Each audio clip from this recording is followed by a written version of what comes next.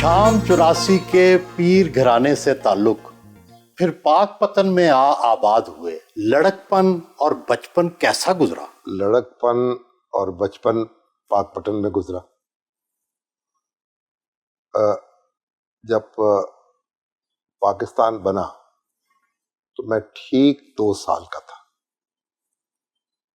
میری والدہ کی یادداشت کے مطابق میں 14 اگست 1945 کو پیدا ہوا، اور جب ہجرت کرنا پڑی ہوشیارپور سے، شام 84 ہوشیارپور کے ساتھ ہی تھا تھوڑا، تو پھر کچھ عرصہ والد صاحب لاہور رہے، پھر ساہیوال رہے، پھر پاک پٹن چلے گئے۔ وہ ریڈر تھے ڈپٹی کمشنر کے، یا وہاں تو ضلع نہیں تھا، سب ایس ڈی ایم کے، ان کی تقرری وہیں ہو گئی یا انہوں نے کرا لی۔ تو پاک پٹن میں ایک تو ہمارے بڑے مشہور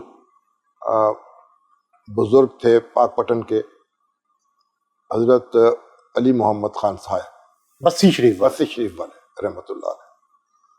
انہوں نے پاک پٹن کو اپنا مسکن بنایا، اور والد صاحب سے ان کا بڑا تعلق تھا، اور ان کے جو چھوٹے بھائی تھے خان صاحب محمد حسین خان، ان سے ان کا بہت یارانہ تھا، اور بابا فرید الدین گنج شکر کی درگاہ بھی تھی وہاں۔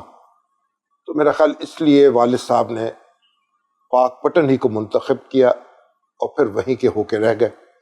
اور جو لڑکپن ہے اس میں بھی مجھے پڑھنے کا بہت شوق تھا، اخبار پڑھتا تھا میں، ایک اخبار پڑھ کے تسلی نہیں ہوتی تھی، 2 3 4 اخبار پڑھتا تھا، اور ظاہر ہے کہ گھر میں تو صرف ایک اخبار آتا تھا، تو جو لائبریری تھی میونسپل لائبریری، وہاں جاتا تھا، وہاں اخبار پڑھتا تھا۔ آپ خود شامی کہلاتے ہیں، ظاہر ہے شام 84 کی نسبت سے والد صاحب کے آپ کی زندگی پر کیا اثرات مرتب ہوئے، اور والدہ کی تربیت کے؟ دیکھیں، والد صاحب ہمارے جو تھے وہ بہت خاموش طبع شخص تھے، اور تہجد گزار تھے۔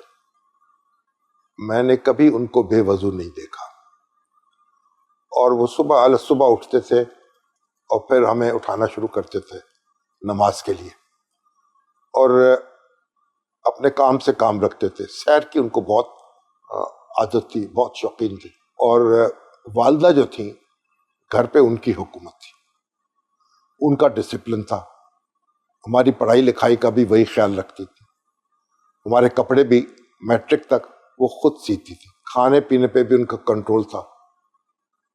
اگر ہم کہیں جاتے، کسی گھر میں مہمان ہوتے، اور وہاں وہ ہمیں کوئی چیز رکھی جاتی ہے ہمارے سامنے، تھوڑی سی اٹھا کے وہ ہمیں دے دیتے، اگر ہم دوبارہ اس چیز کی طرف دیکھتے تو وہ کھا جانے ہوئے نظروں سے ہمیں دیکھتی تھی، اور واپس آ کر گھر میں پٹائی کرتی تھی کہ تم اتنے ندیدے ہو، ایسے آنکھیں لگا لگا کے۔ کبھی والد سے یا والدہ سے مار پڑتی تھی؟ والد صاحب سے ایک دفعہ ایک تھپڑ پڑا، اور وہ تھپڑ جو تھا وہ اتنا زوردار تھا کہ مجھے برسوں جو ہے ایسا محسوس ہوا، اس کی تپش محسوس ہوتی رہی۔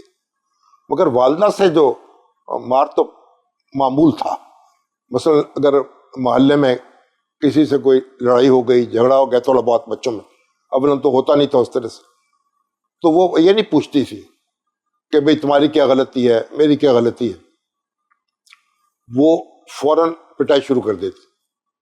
کہتے بھئی ہمارا قصور نہیں ہے، قصور اس کا ہے۔ کہتی اگر تم شریک نہ ہوتے، نہ چاہتے، جھگڑا کیسے ہو سکتا تھا؟ اور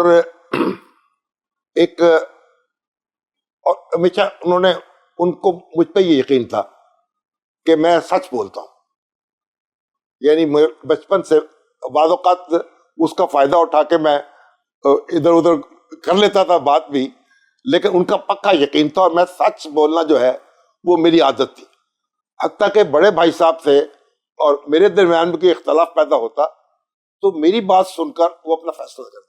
پھر دوسری بات یہ کہ والدہ نے ہمیں یعنی آپ دیکھیے، وہ تو کہتی تھی کہ اگر 100 روپے جب تمہارے والد کی تنخواہ تھی تو میں نے کبھی 100 روپیہ نہیں سمجھا، اسے میں 70 روپے سمجھتی، 30 روپے پہلے دینے وہ گولک ہوتی تھی اس میں ڈال دیتی، یعنی ان کا اصول یہ تھا کہ جو آمدن ہے آپ کی اس کا 1/3 یا 1/4 کم از کم وہ ضرور بچانا چاہیے اور آمدن سے کم خرچ کرنا چاہیے۔ آپ نے اپنا ذاتی تشخص گورنمنٹ کالج ساہیوال جا کر بنایا۔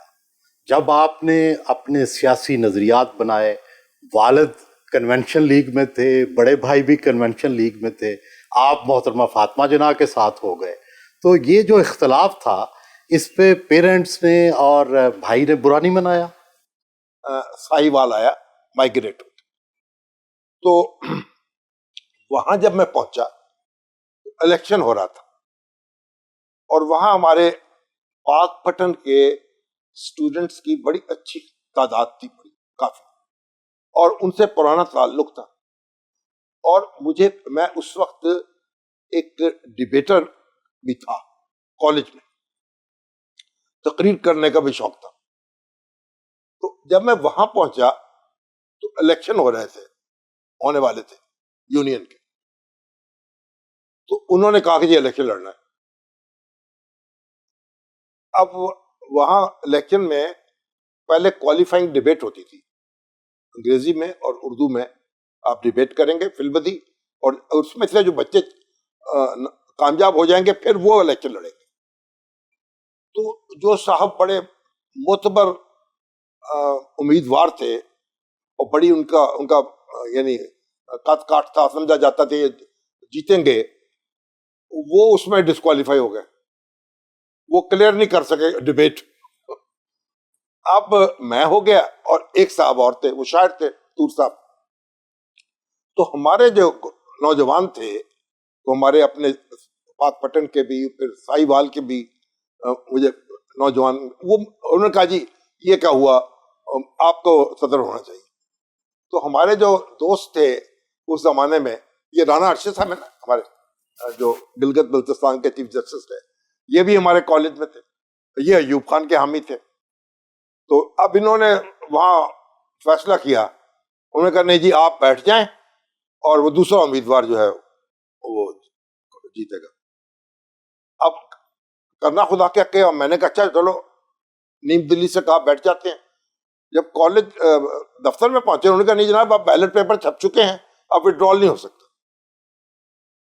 اب وہ جب الیکشن ہوا تو الیکشن اس میں ایسا ہوتا تھا کہ ہر کلاس روم میں بیلٹ پیپر تقسیم کر دیے جاتے تھے، تو ہمارے جو نوجوانوں نے شور مچا دیا، مجھے ووٹ پڑ گئے سارے، میں جیت گیا۔ اب وہی سال تھا جو محترمہ فاطمہ جناح الیکشن میں حصہ لیا، ہم نے پھر مادر ملت یوتھ کمیٹی بنا لی، اور سجاد میر صاحب مجھ سے 2 سال جونیئر تھے، وہ ان کو چیئرمین بنا دیا اس کمیٹی کا، اور ایک دوسرے میرے دوست بعد میں کرنل بن گیا کسور رسی، وہ سیکرٹری بن گئے۔ تو ہم نے محترمہ فاطمہ جناح کا پرچم جو تھا بلند کر دیا،